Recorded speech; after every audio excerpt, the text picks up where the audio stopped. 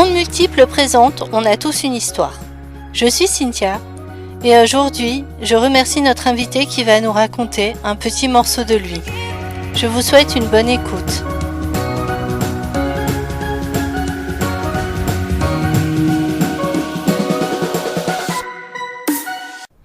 Donc Sarah, 38 ans.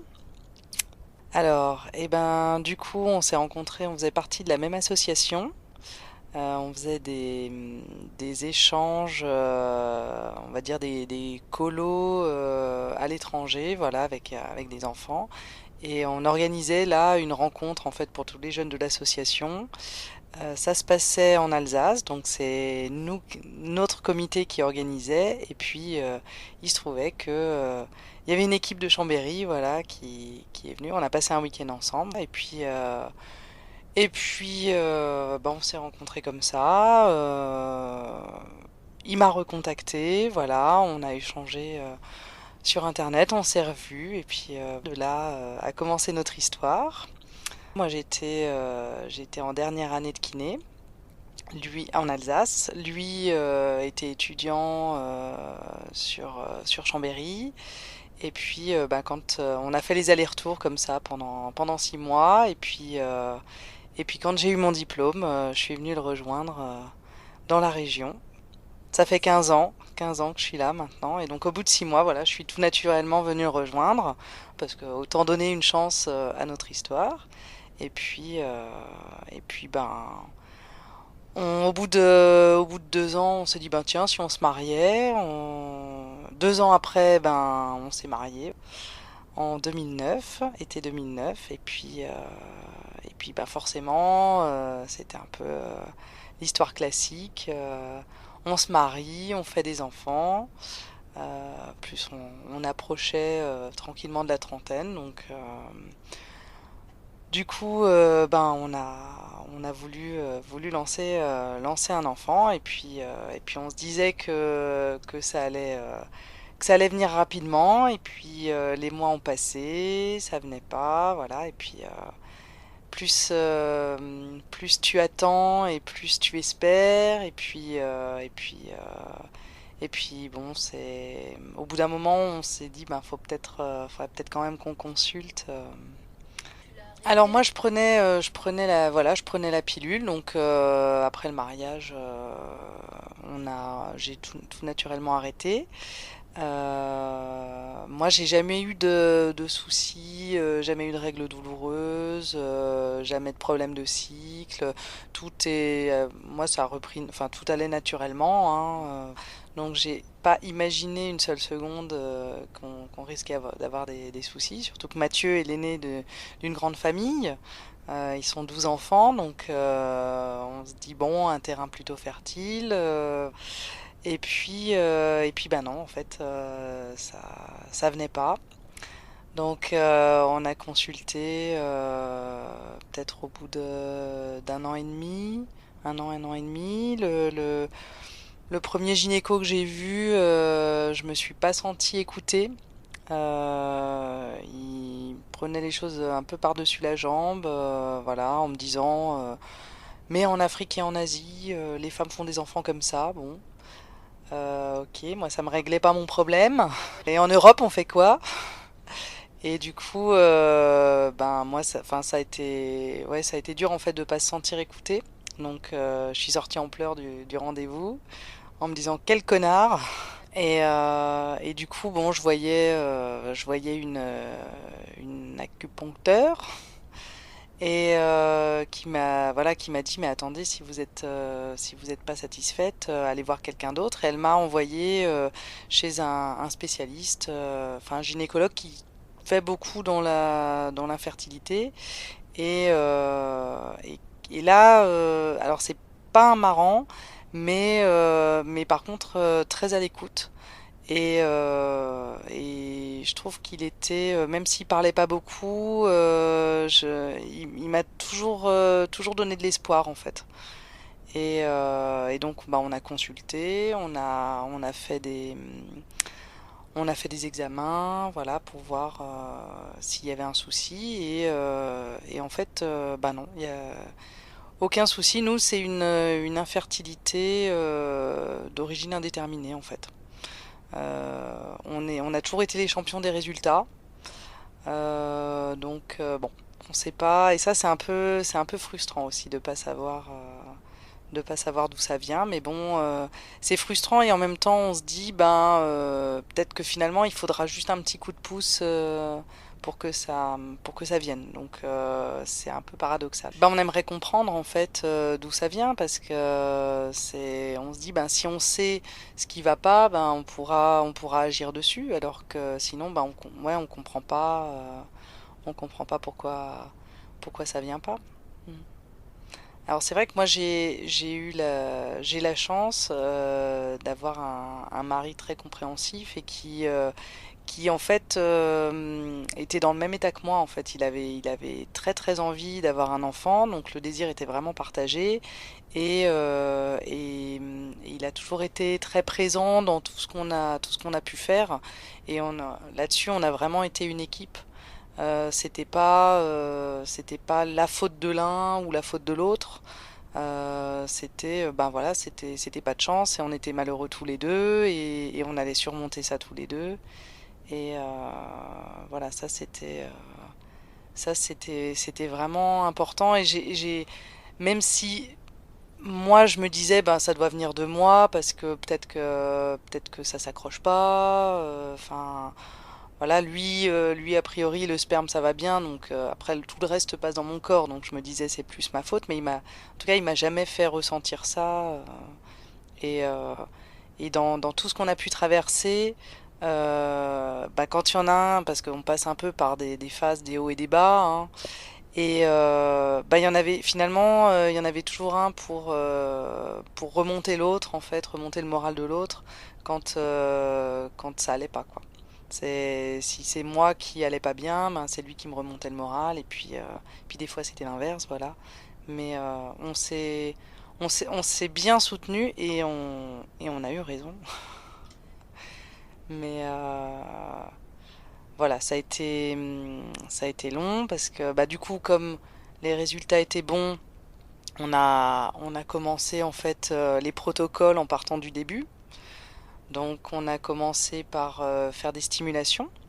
Donc là, donc la stimulation, c'est des rendez-vous chez le gynéco, c'est des injections d'hormones. Donc au départ, en fait, je me les faisais moi-même. Donc il y a des stylos injectables qui existent, voilà, on fait des prises de sang, on nous dit quelle dose il faut faire. Donc on va chez le gynéco pour suivre un peu l'évolution voir comment grossissent les ovocytes. Et, euh, et donc quand c'est le moment, en fait, quand les ovocytes ben, sont prêts, donc le gynéco vous dit ben là va falloir y aller, va falloir avoir un rapport donc c'est super agréable, le tue l'amour au possible. Et puis après, ben, le couple a un rapport normal. C'est ça, c'est l'heure. Et après, après, on prie pour que ça prenne. Donc ça, c'est les stimulations à chaque cycle. Voilà. Et puis là, on peut en enchaîner. Quand ça n'a pas marché, et ben, on refait. Voilà. Donc ça, c'est la stimulation, c'est la base. Il contrôle en fait c'est grâce aux hormones en fait, il contrôle ouais, les ovocytes et puis t'as un rapport normal. Voilà. Donc nous, on peut aller jusqu'à 6. Nous, on en a fait 5. Voilà. Au bout de 5, on s'est dit, bon, peut-être passer à autre chose. Donc là, on est passé aux inséminations. Donc c'est un peu le même protocole. C'est un cycle artificiel en fait, contrôlé par les hormones. Et là, par contre, en fait, quand le corps de la femme est prêt, le mari va faire son don de sperme en laboratoire. Je pense que Mathieu aurait des choses à dire là-dessus. Voilà, super agréable, où il faut bien se nettoyer, donc c'est bien à sec. Ouais, non, voilà. Faut être motivé, hein. C'est un parcours du combattant, faut vraiment être motivé. Et donc le mari donne son sperme le matin et puis on va récupérer le prélèvement. Il est préparé en labo, on va le récupérer et puis on va chez le gynéco et c'est le gynéco en fait qui va mettre le sperme directement. Alors je sais plus s'il le met dans le vagin ou au niveau de l'utérus. Enfin voilà, c'est lui qui fait l'insémination de sperme. Et puis eh ben, après, on croise les doigts aussi pour que ça prenne. Donc il y a aussi des ovules à mettre. Et là, on peut en faire aussi jusqu'à 6 et on en a aussi fait 5. Donc là, c'est ben, pareil, c'est la course entre faire ses injections. Il y a toujours des injections pour contrôler ton cycle. Toujours des prises de sang pour te dire la dose qu'il faut injecter, des injections, aller faire des échographies chez le gynéco. Enfin voilà, on court pas mal, on court pas mal les rendez-vous. Voilà. Alors moi j'ai la chance que j'ai toujours bien supporté les hormones. J'ai vraiment pas eu d'effets secondaires. Même si Mathieu dirait que des fois l'humeur, mais bon, il se plaint toujours. Alors, mais voilà, moi c'est vrai que j'ai toujours bien supporté, pas de douleur. Et puis j'avais la chance aussi que finalement le labo était pas très loin du gynéco. C'était donc j'avais pas à courir aux quatre coins de la ville. C'était pas très très loin. Après bon, après tu cours quand même pour aller au boulot, tout ça, mais à la limite, je trouve que on s'en est pas trop mal sorti au niveau timing. Ouais, ouais. Faire la prise de sang, aller chez le gynéco, enfin. Ben après, ben en fait, là, finalement, tu penses à autre chose. Je pense quand t'es au boulot, c'est après tu fais, ouais, ça aide à penser à autre chose. Après, peut-être qu'il y a d'autres personnes qui réagissent différemment, mais c'est vrai que moi là-dessus, en général, ça m'a toujours. Je crois que j'arrive à enfin, compartimenter. Ouais, c'est peut-être. En général, quand je suis dans le boulot, voilà, je pense à autre chose. En plus, de par mon métier, aider les gens, ben, finalement, ça me fait pas penser à ma misère à moi. Donc, je faisais ma journée et puis alors là, parce que c'est vrai qu'on a tendance à oublier un petit peu comment ça se passe. Là-dessus, je ne sais plus s'il y avait je suis pas sûre qu'il y avait. Non, je crois pas qu'il y avait un test de grossesse. Il devait pas y avoir de test de grossesse. En fait, c'est là les règles qui te font dire que bah non, ça a pas marché. Voilà. Et donc là, à chaque fois que les règles reviennent, ben, c'est la déception. Donc t'as l'espoir, l'espoir, l'espoir, et puis paf, la chute. C'est un peu les montagnes russes, hein. Et puis ben donc tu digères, et puis tu dis allez, c'est pas grave, ça va marcher la prochaine. Quand on y retourne, on tient bon. Moi, mais je pense que ça vient de mon tempérament. Je regarde toujours après, en fait. Je veux pas tellement regarder en arrière. Je me dis bon, ok, on est déçu. Bon, qu'est-ce qu'on fait maintenant? On repart et 10 déceptions, donc on a peut-être dû espacer un peu. Enfin, ça a dû bien durer. Ça a dû bien durer 2 ans. Voilà, donc parce que des fois il y a des vacances, voilà, où le gynéco peut pas te prendre, donc des fois ça peut décaler d'un cycle. Donc ouais, ça nous a tenu un petit moment quand même. Mais moi j'avais un gynécologue aussi assez disponible, donc je pense qu'il compte pas ses heures, le pauvre. Et c'est vrai on a quand même pas mal enchaîné, je pense. Après on passe au gros traitement. Alors, bah, il y a eu une période où bah, on s'était un peu éloigné. On s'était, ouais, je sais pas, je porterai pas la faute à l'un ou à l'autre. Voilà, on s'est un peu isolé, chacun dans notre coin. Enfin, forcément, ça remue, on se pose des questions. Enfin. Après, je sais pas tout ce qui nous passe par la tête, mais bon, c'est sûr que c'est des épreuves qui, oui, oui, qui, je pense qu'il y a beaucoup de couples qui résistent pas, hein. Donc on a eu un passage à vide, voilà, et puis, bah en fait, euh, à un moment donné, bah on se dit mais on est quand même mariés, enfin on a voilà, si on s'est marié c'est pas pour rien non plus, enfin donc on s'est voilà, on s'était en plus au moment du mariage, moi étant voilà, ayant des parents divorcés, c'est vrai que le mariage c'est déjà quelque chose qui me faisait un peu peur. Mais et ça, Mathieu, je pense, l'avait très bien compris. Et du coup, le jour de mariage, on s'était promis, en fait, de tout faire pour que ça marche. Après, on savait pas trop ce que ça allait donner, mais au moins, on voulait se donner les moyens.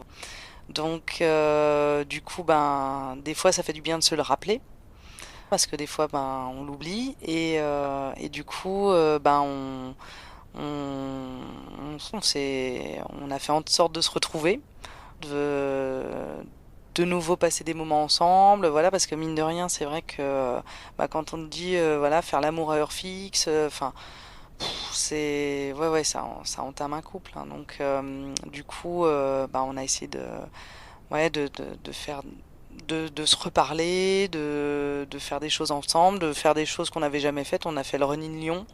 Donc, on s'est mis à courir ensemble. On a arrêté depuis, mais bon, ça a duré un temps, ça reprendra probablement. Fallait, voilà, en tout cas, fallait un peu peut-être changer les choses, bousculer, sortir un peu de cette routine des traitements. Et puis, donc on a réussi à se retrouver.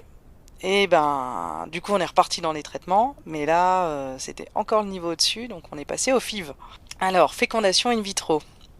Donc là, notre gynécologue de ville nous a envoyés dans une clinique à Grenoble, donc Chambéry-Grenoble. Alors comme c'est un peu avant Grenoble, ça fait un petit peu moins, mais bon, ça fait quand même de la route. Et donc il nous a adressé à une clinique spécialisée, euh, vraiment très très bien rodé, on a été très bien accueillis.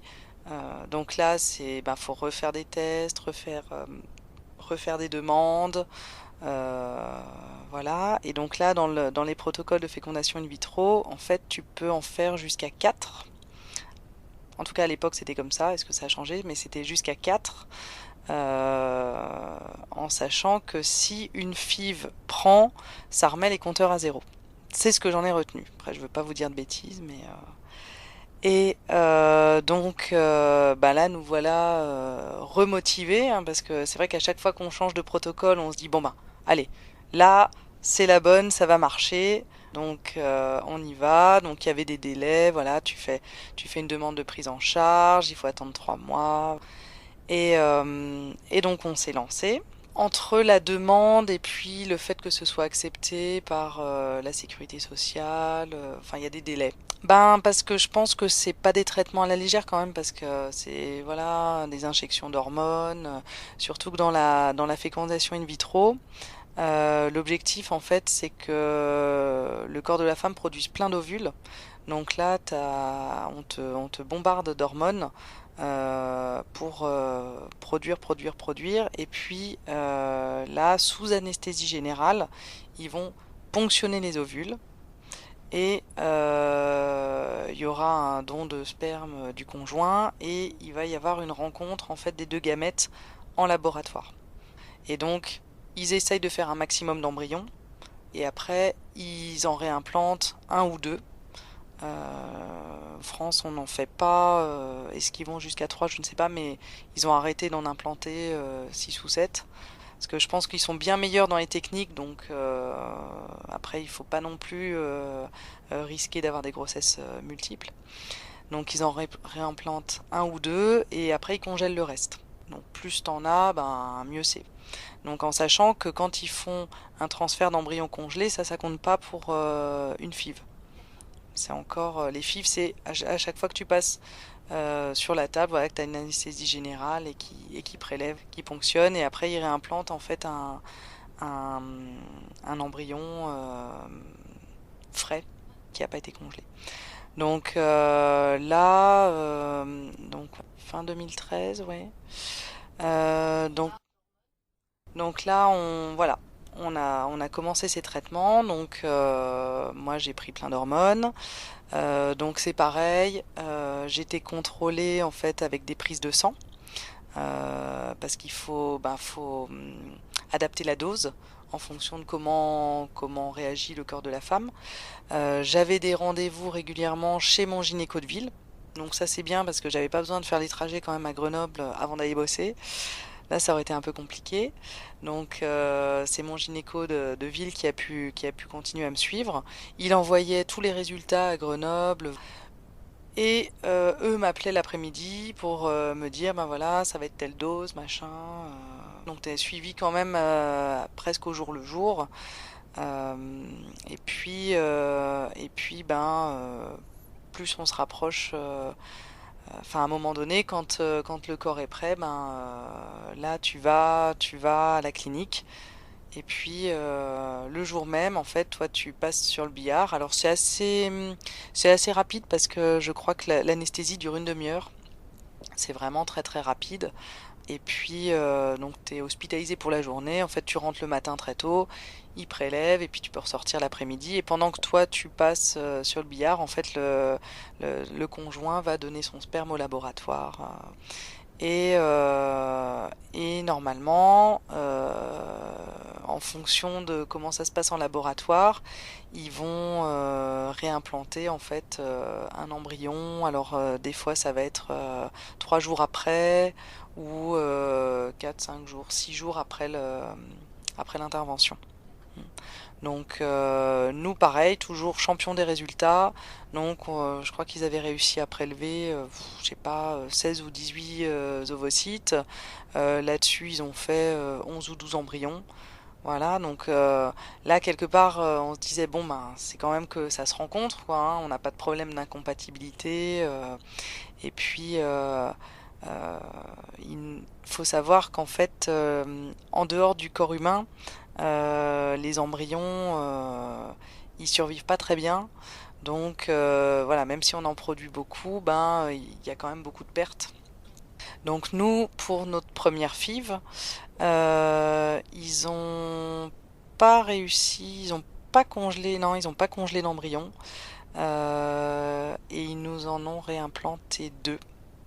En fait, ils nous avaient dit qu'ils en réimplanteraient un parce que, comme a priori tous les résultats étaient bons, ils se sont dit ben ça risque de prendre facilement, donc on veut éviter le risque de grossesse multiple, donc on en réimplante un, voilà, on voit comment ça se passe. Et en fait, le jour même de la réimplantation, euh, le laborantin est arrivé en disant bah écoutez, là on en a un deuxième, bah on sait qu'on pourra pas le congeler, donc est-ce qu'on vous le réimplante ou pas? Et on avait 20 minutes pour réfléchir. Est-ce qu'on en implantait d'eau et risque de grossesse gémellaire ou pas, voilà. Et je crois que c'est ce jour-là que, quand le gynéco est arrivé, Mathieu lui a demandé en fait, mais si on en implante deux, ça peut encore se diviser en deux, quoi. Donc ça peut faire quatre. Oui, oui. Bon, ok. Donc, bah nous on a accepté. Hein. Après, tu te dis, ben nous on veut des enfants, donc voilà, on veut multiplier les chances. Donc ils en ont implanté deux. Et puis bah, après, tu as encore des contrôles à faire pour voir comment ça évolue. J'avais une prise de sang, j'ai eu des prises de sang à refaire. Voilà, pour voir les taux d'hormones, comment ça réagissait, voilà. Et, euh, et ben là, il n'y a rien qui a pris. Donc déception, voilà, on se disait, ben, on avait mis tellement d'espoir dans la FIV, ça- là, la première n'a pas marché. Donc bon, le gynéco nous a rappelé. Donc là, dans ces cas-là, en fait, on fait effectivement, là, on fait un test de grossesse. On fait, en fait, enfin, pas le test de grossesse urinaire, mais on fait une prise de sang parce qu'en fait, de toute façon, les règles ne reviennent que quand tu arrêtes les hormones. Donc, du moment que tu continues, tes règles reviennent pas. Donc, c'est pas le signe que la grossesse n'a pas pris. Donc là, tu fais une prise de sang pour voir. On te dit, ben, tel jour, prise de sang. Et là, c'est presque pire en fait qu'aller voir les résultats du bac parce que t'es devant ton ordi, voilà, tu ouvres et en fait en une seconde tu sais si ça a marché ou pas quoi. Donc et ça met, ben je crois qu'à chaque fois c'était au boulot. Donc t'es au boulot, tu te mets dans un petit coin, voilà, tu regardes et là t'encaisses, tu préviens ton conjoint que ça n'a pas marché. Et puis tu retournes au boulot et bon, c'est. Mais à chaque fois, tu t'accroches en disant, allez, la prochaine, voilà, qu'est-ce qu'on fait maintenant, quoi. C'est bon, les montagnes russes, quoi. Et comme moi, je suis pas du genre à me laisser abattre, voilà, je me dis, allez, euh, quand je veux quelque chose, en général, je m'accroche, je suis un peu têtue. Et du coup, ben, on y est retourné. Donc là, ils n'avaient pas pu congeler l'embryon. Donc on y est retourné. Donc là, on savait un peu mieux dans quoi on mettait les pieds, hein, parce que c'était à deuxième, donc on connaissait le protocole, voilà. Et donc là, ils nous ont laissé, en fait, on a eu 3 mois de battement entre les deux FIV, hein, parce qu'il faut quand même laisser le temps au corps de reproduire, de digérer. Moi, j'ai toujours très bien vécu les choses. J'ai une amie qui elle, bah, ça a été plus compliqué. Donc moi, c'est vrai que là-dessus, je trouve que j'ai eu de la chance quelque part de toujours, non non, franchement, toujours bien supporté. Donc euh, donc du coup, pas trop d'appréhension pour y retourner non plus. Bon, si ce n'est l'intervention, parce que c'est pas non plus, c'est quand même, c'est pas douloureux, mais bon, c'est pas forcément hyper agréable. Même si au bout d'un moment, voilà, la sensation de partir sur la table, c'est un côté pas désagréable, mais bon, si on peut éviter de le faire trop souvent, c'est quand même mieux. Puis à un moment donné, on aimerait bien que ça marche aussi, voilà. Donc on y est retourné une deuxième fois, et là, ils en ont réimplanté deux. Je crois même pas qu'ils nous ont posé la question en fait. Et, euh, et sur les deux, bah, il y en a un qui a pris. Voilà. Et là, on a mis du temps à y croire. C'est parce que quand tu as traversé déjà tout ça, que ça fait déjà 4 ans que tu galères, ben, en fait, tu crois pas vraiment. Puis tu te dis, en plus, tu fais ta première prise de sang. Tu vois qu'il y a un taux d'HCG, l'hormone de grossesse, qui, au- qui est présent, tout ça, un peu faiblard encore parce que c'est vraiment le tout début. Donc tu refais une prise de sang 2 jours après pour voir si le taux a doublé. Donc là, deuxième coup de stress. Là, tu te dis, ah, c'est bon, on a encore passé une phase. Donc prise de sang une semaine après pour voir si le taux a encore augmenté. Puis plus tu passes les étapes comme ça, plus tu te dis, bon, c'est peut-être bien parti. Et puis après, ben, après c'est un petit peu, je pense, comme une grossesse classique. Parce que après, c'est un suivi normal. Et puis ben après je pense que c'est un peu comme ouais comme toutes les grossesses où ben tu voilà t'espères passer les 3 mois, voilà, t'as toujours peur d'une fausse couche, t'es prudent. Et puis nous en plus notre gynéco nous avait dit bon, jusqu'à 4 mois on va rester prudent quand même. Alors, on se disait bon 3 mois ok, mais alors, jusqu'à 4 mois bon ok. Et puis après, ben, chaque échographie, tu t'espères que tout va bien, tout ça. Et puis après, c'est comme tous les parents, c'est le début de l'angoisse en fait, hein, parce que tu te dis, bon, ben, je m'angoisse déjà pour les échographies. Après, est-ce que l'accouchement va bien se passer? Après, la mort subite du nourrisson. Et puis après, quand il va faire du vélo pour la première fois. Et puis quand il va apprendre à conduire. Et puis quand Donc bon, en fait, après, c'est classique, comme pour tous les parents, quoi. Donc après, en fait, tu te dois de profiter de tous les instants. C'est, c'est, ouais, je pense pas qu'on a été particulièrement angoissé, mais voilà, envie de profiter en fait. Parce qu'après, c'est un suivi classique. Donc on a rejoint tous les autres parents, voilà, et puis on se dit bon ben, de toute façon on n'est jamais allé aussi loin, donc profite, euh, on profite sans trop se poser de questions en fait, parce que des fois vaut mieux pas trop penser. Et puis on croise les doigts pour que ça se passe bien, puis on se prépare, et puis on fait de l'autonomie, voilà, et Mathieu était très impliqué, enfin, prépare la chambre du bébé, enfin, mais on prend notre temps. On prend notre temps parce que bah, on a peur d'être déçu, quoi. Hein. On a peur qu'il y ait quelque chose qui se passe mal, mais euh,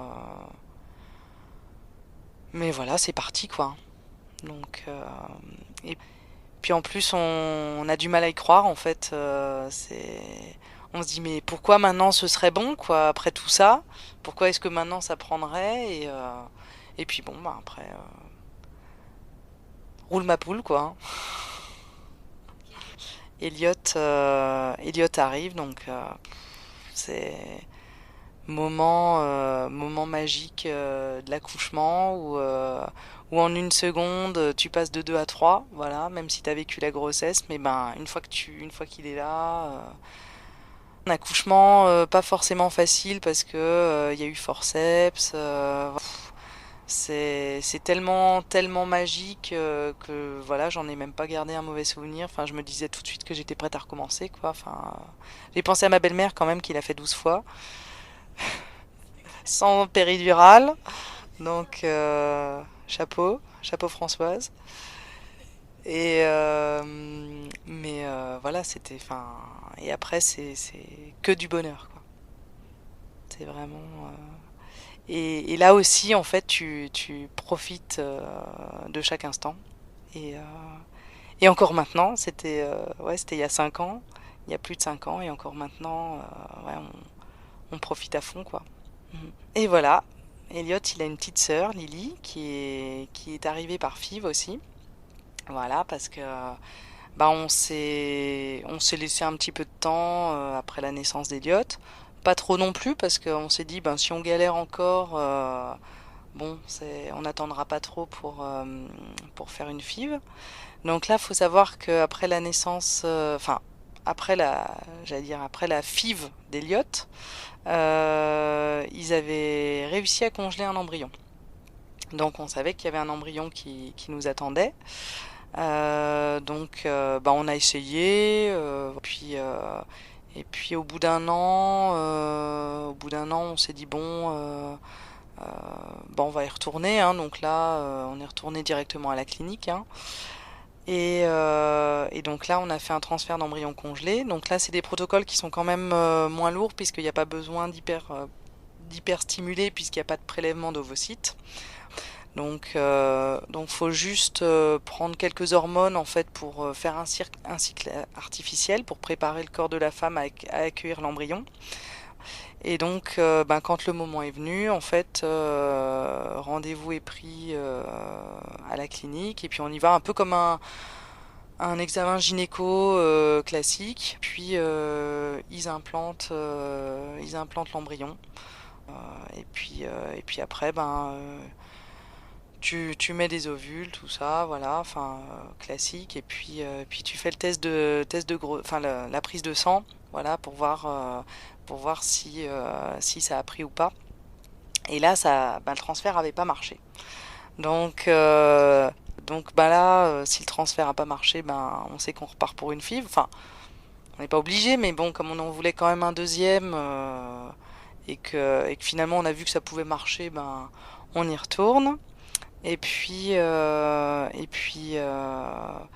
donc reprélèvement, enfin, là si je me souviens bien, ils en ont mis un, ils ont mis un embryon et ils en ont congelé trois. et en nous disant en fait que on avait tout autant de chance en fait de les mettre un par un que si on en mettait plusieurs en même temps, qu'au moins c'était moins risqué. Voilà, on risquait moins d'avoir de grossesse jumellaire. Donc, ils en réimplantent un, ils en congèlent trois. Et Lily est arrivée, voilà, elle s'est accrochée, donc ça c'était chouette aussi. Elle nous a fait déjà plus de frayeur parce que le taux d'hormones doublait pas complètement en fait. Donc dans les premiers temps, elle nous a bon, on n'est pas sûr que ça se développe très bien. On se laisse le temps, voilà. Donc dès le début, elle nous a fait des frayeurs, voilà. Donc en rigolant, on se disait, oh bah ça doit être une fille. Ça se passe pas comme pour l'autre, donc ça doit déjà être une petite chipie, voilà. Et puis bon, ben finalement, ben même si on n'était pas très serein, ben ça s'est quand même bien passé, voilà, jusqu'à jusqu'à son arrivée. Et puis euh, et puis après elle, ben on avait bien envie d'un petit troisième, d'un petit dernier. Il nous restait trois embryons, donc on s'est dit, ben tiens, pourquoi ne pas tenter et on s'était dit que ben, si ça ne prenait pas, par contre on s'arrêterait là, parce que c'est vrai que c'est quand même des protocoles qui sont lourds. Au niveau des hormones, on sait quand même pas trop. Moi, une surstimulation, est-ce que je risquerais pas de développer un cancer plus tard? Enfin voilà, c'est pas non plus la peine de tenter le diable. On se dit qu'on a déjà deux enfants, on est super content, ce serait la cerise sur le gâteau, voilà, le petit troisième, mais bon. Donc on a tenté. Bon, malheureusement ça n'a pas pris, mais voilà, après on se dit que on aura quand même la chance d'en avoir eu deux et un garçon, une fille. On espère toujours peut-être le petit troisième. Des fois en rigolant, je me dis en fait il va venir en préménopause quand finalement ce sera plus le moment parce que c'est vrai que souvent on dit ben, c'est quand on n'y pense plus que ça arrive. Puis ouais, je me dis en fait je me dis deux choses. Je me dis on a envie d'un petit troisième donc bah, ce serait bête de prendre un moyen de contraception. Et puis bon j'ai pas envie de trop me bouffer d'hormones non plus. Donc l'un dans l'autre. Après, peut-être qu'un jour je changerai d'avis, mais c'est vrai que là pour l'instant, j'ai pas trop envie de reprendre un moyen de contraception. Alors nous, on a été les premiers en fait voilà, dans le cercle d'amis en fait, on a été les premiers à se marier. Alors en fait non, on a été les deuxièmes, mais voilà, à 2 ans d'intervalle. Et en fait, on a été un peu dans les premiers à vouloir des enfants.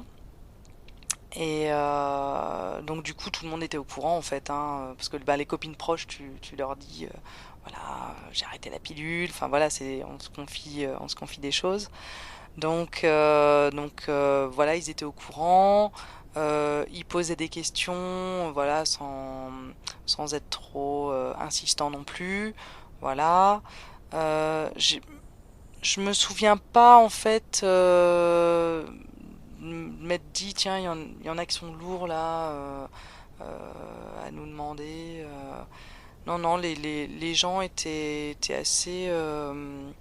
assez compréhensifs, hein, et puis à nous soutenir en fait parce que ben au début on se pose pas trop de questions puis après les angoisses commencent à arriver, enfin le stress, le questionnement, enfin je trouve qu'on a toujours été bien accompagnés en fait. Puis on a des familles qui respectent vraiment, enfin qui posent des questions parce qu'ils s'intéressent, mais sans être trop intrusif, hein, vraiment toujours le bon mot, à attendre aussi, peut-être qu'on leur en parle. Et puis nous, je pense qu'on se confie assez facilement en fait on en parle assez ouvertement. Voilà, de ce qu'on a traversé. Enfin, moi, c'est régulièrement que je vais dire que mes enfants sont arrivés par FIV, qu'on a galéré, et en fait, ça aide les gens aussi à en parler, parce que finalement, quand tu commences à en parler, en fait, les langues se délient, et tu te rends compte qu'il y a plein de gens autour de toi, en fait, qui ont aussi galéré. Et moi, dans mon immeuble, il y a 10 appartements et il y a au moins 4 sur les 10 familles en fait que je sais hein, qui ont traversé ce genre de choses, qui ont été obligés de faire des traitements. Enfin donc il y en a énormément. Et je me rendais pas compte en fait avant de traverser tout ça qu'il y avait autant de gens qui galéraient quoi. Bah, c'est vrai qu'après, il y a peut-être des gens qui préfèrent ne pas en parler, mais euh, moi, en fait, ça m'a fait du bien et je trouve que ça fait du bien d'en parler à d'autres gens qui ont traversé ce genre de choses, et j'imagine que c'est pour plein d'épreuves pareilles. En fait, je pense qu'on se sent plus proche en fait des gens qui ont traversé les mêmes choses. En fait, on se dit qu'ils ressentent en fait ce qu'on a ressenti. On se comprend en fait, même si les gens sont très compréhensifs, hein, voilà.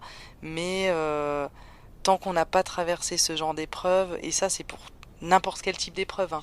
Et après, je pense que c'est d'autant plus facile pour moi d'en parler que pour moi ça s'est bien fini. Je veux dire, j'ai eu 2 enfants. Et puis on n'est pas rentré non plus dans des protocoles trop lourds. On n'a pas eu à choisir un donneur de sperme, par exemple. On n'a pas eu à aller à l'étranger pour faire un don de gamètes. Donc, franchement, enfin, je nous estime chanceux par rapport à ça. On a galéré, mais beaucoup moins que d'autres. Vraiment beaucoup moins. Accrochez-vous. Accrochez-vous parce que ça vaut le coup en tout cas de tout tenter. Après, quand ça marche c'est super, quand ça marche pas ben c'est très dur. Voilà, mais au moins on peut pas regretter euh, de on peut pas regretter de pas avoir tenté quoi. Merci d'avoir écouté ce podcast. Il était présenté par Cynthia. La réalisation était faite par Cynthia, la musique était de Jorm et les dessins étaient de Jasper. Si vous voulez participer, vous pouvez me contacter par mail à podcastonmultiple@gmail.com. Tous les liens sont dans la barre d'infos. Parce qu'il existe autant de sexualité que de personnes, parce que nous n'avons pas tous la même histoire, la même éducation, la même culture, les mêmes désirs et les mêmes tabous, nous avons tous nos différences et nos libertés. À travers les portraits intimes de ces témoignages, le but est de délivrer une expérience et non pas la vérité. Les propos de nos invités n'engagent qu'eux.